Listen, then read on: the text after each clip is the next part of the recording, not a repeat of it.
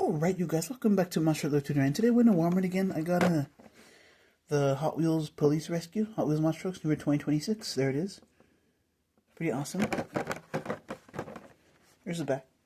All I need is the fire department and gun. Name, Hot Wheels Police Rescue, truck type, hauler, strength, hot pursuit, crash attack, sound the alarm. Pretty nice. Packaging, we all know. Further ado, let's go to the unboxing.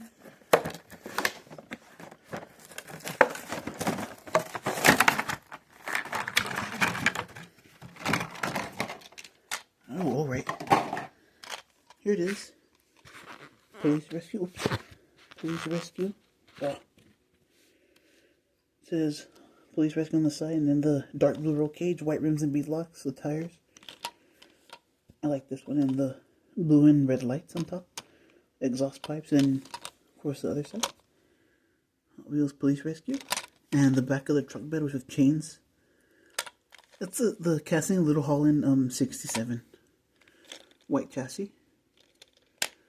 So I got this one, guys. And I got two more to unbox. Peace out.